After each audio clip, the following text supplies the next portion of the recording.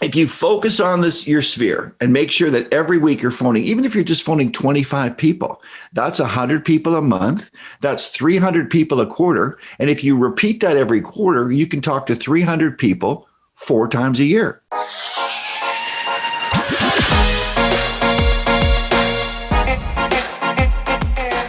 Hello and welcome to episode 37 of the Smart Agents Podcast. My name is Michael Walter and I'll be your host. After a long career in television advertising, Mitch Drew entered the real estate industry in Western Canada. Drawing on his understanding of marketing, Mitch knows that while the results of each avenue of marketing might not be immediately visible, it's the cumulative effect that fills his pipeline. Whether it be door hangers, social media advertising, or even bus stop benches, Mitch explains how he is growing his business during our conversation. Now, before we get into the day's featured interview, make sure you follow and subscribe to the show on whatever platform you listen to podcasts. You can find us on all major podcasting platforms from Apple Podcasts, Google Podcasts, Spotify, and the list goes on. Also, as you can see if you're watching this on YouTube, make sure to subscribe to the Smart Agents YouTube channel. Click the bell to get notifications when each new episode is uploaded. And lastly, if you or somebody else on your team has an awesome story or tip to share, send us a message at feedback@smartagents.com. We're always on the lookout for new stories to share. All right, let's get on with the day's featured interview with Mitch Drew. So really the way I like to start everything out is just if you could tell me a little bit about yourself, where you're at and how long you've been in real estate. My name is Mitch Drew. I'm a real estate agent with RE/MAX Pro Group in Western Canada. I'm an older person. I got into real estate basically in my mid 50s. Before that, I was in the advertising business. I worked at one of the larger television stations, the big network TV stations, news stations here in Vancouver. I've always been, in sales and marketing, sales management, that kind of thing, and leadership.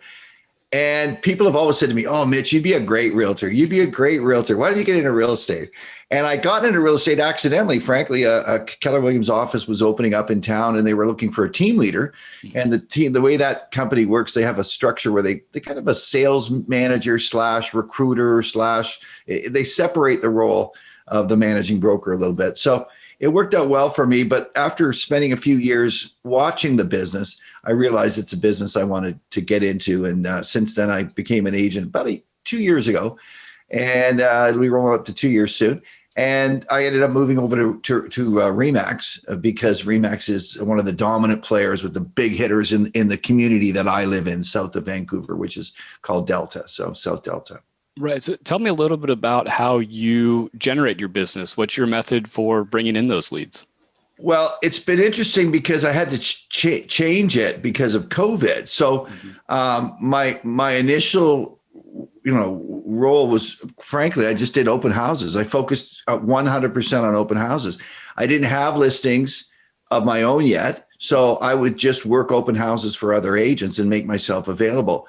So I did close to almost 60 open houses in my first couple of months, say 3 months. I mean, sometimes I do 4 in a weekend. I do noon to 2 and 2 to 4. Or if someone had a condominium that had, or apartment block that had 2 listings, I'd run both of them at the same time, back and forth. Just anything to generate connections and contact with someone. The irony is it took me almost my first 60 sort of independent open houses before I actually got a bona fide lead. Someone called me up and said, "Hey, we met you at this house a couple months ago. We're ready to buy now. We'd like you to be our agent." And I was like, wow, that was great. Yeah. So now I can't do, we're like in your market, no open houses. So we're doing, the business has changed. I've replaced it. I've done some door hangers. I'm doing door hangers. I do them on the weekend during open house hours. For some of my listings too, I have been opening up between 2 and 4 on Saturdays and Sundays and just being around the house, open the garage, open the front door. There's been some drive-by traffic, get them to fill out a COVID form. But now, really, frankly, I'm focused on my sphere of influence, really just making sure that I'm communicating either through text or LinkedIn or Facebook Messenger or a phone call to make sure that everyone in my sphere is aware that I'm a real estate agent. I'm an active real estate agent. I have listings, I have buyers, I have sellers, I have, these things. So that when, the music stops and it's time for someone to make a decision, they're either going to recommend me or call me. Right. So tell me, is that something that you build into every single day, that you have to go through X amount of people that you reach out to every day to really make it a system?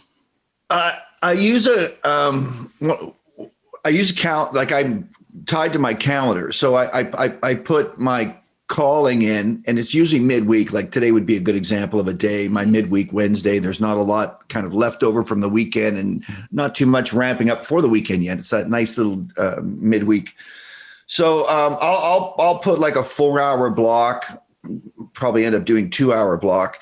And I will, yeah, like last night I made a list of all the people that I need to call. I believe in the concept of the top 10, who are the top 10 that are active. I actually struck someone off the list yesterday. I had a potential listing and that I thought was going to be coming together for the first of the month. But it's good that we had the conversation, because, you're holding on to it thinking it's going to be a listing. Well, it turns out it's not. They're not really ready to move right now. But I like to put my, door hanger, which I call circle prospecting, where I'm prospecting around a listing. I put that on my schedule. I put my calls on the schedule. I usually do my social media first thing in the morning. I make sure that something goes out, either a personal social media post or a professional one, or something on LinkedIn, or I'll forward an article from somebody else. So yeah, I do have it structured. And I found that my experience that I learned as a team leader with Keller Williams is that if someone comes into the office and is struggling, the first thing you can ask them, and I'll thank John C. Maxwell for this, the first thing you can ask them is, okay, well, let's have a look at your schedule and let's look at what you're doing. Right. And often if you look at what they're doing, and what do you think is on there usually? Not a whole lot. Or not a lot. Not a whole lot. Yeah, so if you're a ditch digger, right, and you don't dig ditches every day, you're not going to be a very good ditch digger. And I don't mean that with any disrespect to people who dig ditches. I just meant like if you ran a bagel shop and you don't get up in the morning and fire up your bagel oven and make bagels, when people show up to eat them, there won't be any bagels. Right. So yeah, absolutely. So, I try to stay pretty structured, Right. And I like what you also said there too, with the, your social media post. It's not every day posting a whole bunch of things to every single one of your platforms, because that can get really overwhelming. It's yes. The one day I'm going to do LinkedIn, one day I'm going to do my personal, I might share something, but you're getting one of those touches out every single day. You're just spreading it out. Yes. And I think you have to be different with the different platforms. Like my Instagram, I don't use a lot of personal Instagram. My personal is primarily my Facebook feed. And then I have a business Facebook feed for the real estate side. So and I tend to stay in a certain flavor, like community event stuff. I'm a musician. You can see my amplifiers are sitting here. They haven't been out for a year, but we've got a bunch in the office here. But, so the music things, any charity work I do, stuff with the church, things that are just about me, I'll keep that on the personal side. On the real estate side, it's always business, recent articles, trends, stats, just sold, just listed, all of that. And I will drag some of that into my personal feed. The Instagram, I keep it pretty light. I do my videos, stuff on there, Instagram Live. And then the LinkedIn is really all business. If you look at my LinkedIn profile, you'll see that, it's all, articles. I tend to focus on, I do a little bit of luxury. So any of my luxury, I tend to lean into LinkedIn. I find that's a good place to promote luxury. There are other luxury agents that I follow and share their information, or I'll make comments and that kind of thing. So, but I think you've got to inch along your social media with very low expectations. Don't expect anything to go crazy. But just keep kind of just inching it along, moving it along. So, right. When I like that you mentioned LinkedIn, because I think that's one of those platforms that, it's there and people have profiles, but they're not quite sure how to use it, because it is a really professional platform right now, especially. So is that something that you are, building relationships with the other agents, or are you targeting, the doctors in your area or the people that would have those luxury listings? Frankly, I haven't taken that to the next level. And now that as you mention it and bring it to my attention, I really do need to have a deeper dive, because I tend to use it more as a way to communicate with other agents. I've got about 4,000 connections, and probably 2,200 or so are agents that I've met through recruiting and that kind of thing. So that tends to be more of a vehicle for me to get information out if I have like an investment property that I think is interesting, or if I see something that I think would be interesting to the agent group. But I think about launching a luxury brand at one time, which again is going to be in my future, and that might be a specific luxury brand that gets pushed out through LinkedIn. That's very specific to, property, ranches, resort, that kind of thing. So, right. Well, and I really, I love that idea that, you have these 2,200 or this huge amount of real estate agents that are followers and you're following, because each one of them can be a referral agent if they have somebody moving into your area. So, I mean, I think it's great to have that base there as well. Well, I think it's helpful too. I mean, one thing that was made very clear to me as a Keller Williams agent is that, agents forget that this is the most cooperative business in the world, right? Like if I see a really cool listing, I'll send the agent a text and say, hey, can I forward, can I pump the listing on, I just get the permission to forward it. And then I'll just forward it. Well, I'm a buyer's agent. The way it is here in Canada, or in Vancouver, at least BC, we can't work for both sides, the buyer and the sellers. I'm not sure if it's like that in Florida, but yeah, you can work both sides. Okay. Well, we can't anymore, right? Mm-hmm. So as of about 4 years. So for me, anytime I'm promoting a property, I'm a buyer's agent, and I can buy it for them and pick up, a half the end, right? So, but I think being cooperative and always maintaining those relationships with other agents, especially when you're in I'm in a smaller town. I'm in a community south of Vancouver where there's 45,000 people down here, with another kind of 50,000, 75,000 place next door called White Rock. So I'm really in a small town, even though I'm in a large city, but I'm in an area that's very concentrated. So, you end up knowing most of the agents that you get calls for to come and view your properties. So if you've already got if you maintain a solid relationship with them, it's a big part of your network. And then again, when you're in a situation like we are now with multiple offers, there's a lot of personality going back and forth. It's important. It is definitely the most cooperative business you can be in. And I think it's great to have a big network of realtors in your phone and in your database. So. Right.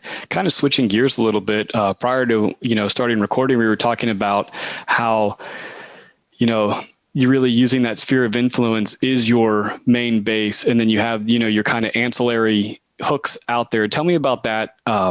Your other advertising, your other marketing that you do. Sure. And I think, so that's true. Like, I think when an agent needs to focus on their core. I mean, the people they know, the people that are already in their telephone, because those are the people that you can call and they'll answer the phone because they have your name in there. And what I find sometimes with other agents that I've met, and this is a trap I try to avoid myself, is they look at, like, for example, right now I'm not door knocking, but I'm doing door hangers. And the reason why I chose to do door hangers and hang them personally, a couple of reasons. Number one is because COVID, I'm not moving around anymore. So I actually hand deliver these myself. So I get out and walk and I count the steps on my phone.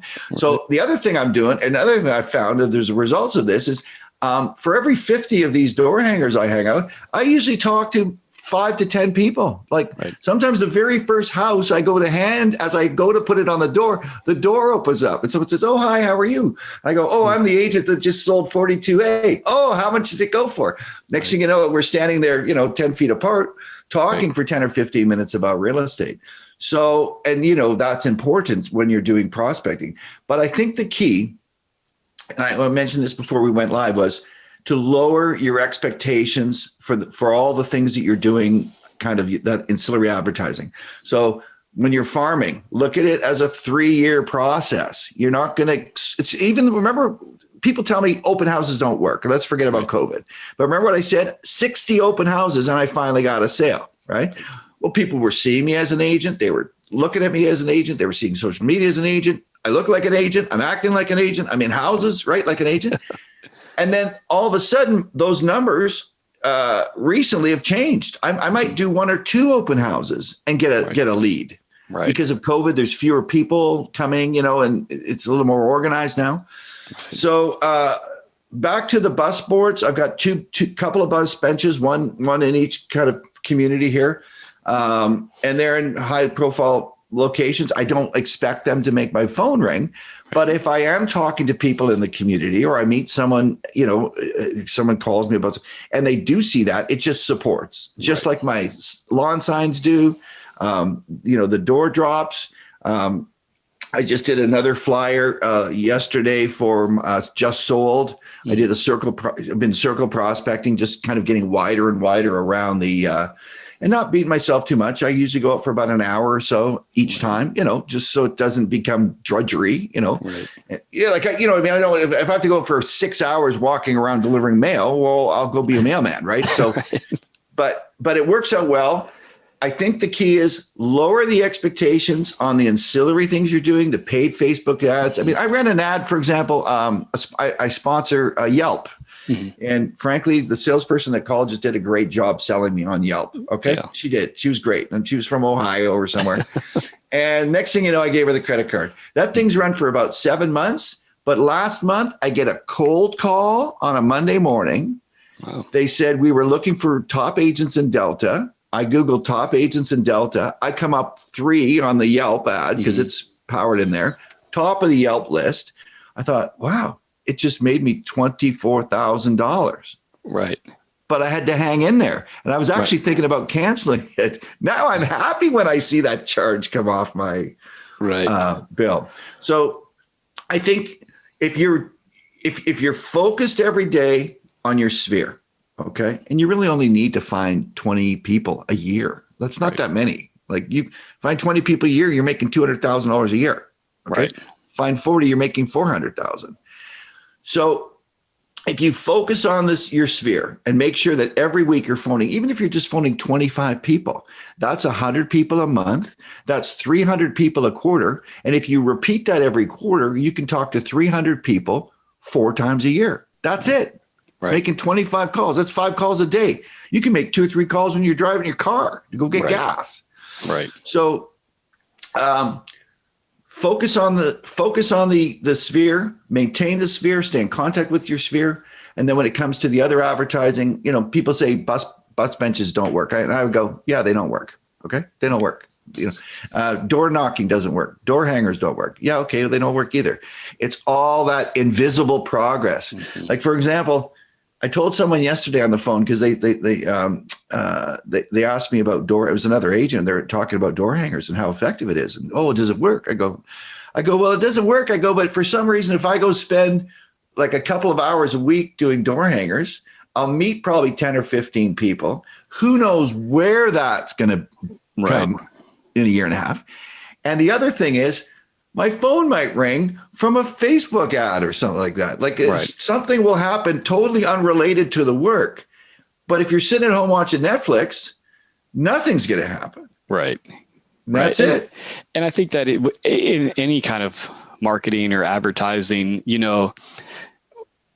people need to remember, like, everything's not 100% attributable to one thing. It's it's the cumulative effect. And you know that from being in advertising in the media world, like, everything is so cumulative. And having your face on that park bench, I don't know if they can do it in Canada, but here we have lawyers, billboards everywhere. And they do it for a reason. They're not spending that kind of money, if it didn't have an effect. Everybody knows the top 3 lawyers in Jacksonville, whether or not they're the best lawyers or not, they're the ones that are the most visible. So. Well, and I think, again, I think it's good to have a plan. I think it's good to have a budget too. Like, in other words, I dedicated a certain budget that I didn't want to go over a month. And it's really between my Remax advertising and my bus board advertising and Yelp. And it's only about $1,000 a month. Okay. But I don't really go over that. I don't get excited about things. I haven't been purchasing leads. I do want to buy some leads and kind of take that to the next level, but I'm not really prepared to deal with like a high volume of leads at this time. So yeah, I mean, I'm just continuing to work the plan.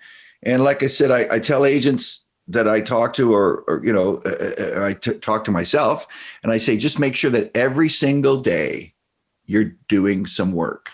Some days you might do more work than others. You know, if you got 10 showings and, you know, you're running around, you know, and some days you're just doing some social media, some maintenance, sending a few notes off, maybe a few handwritten cards.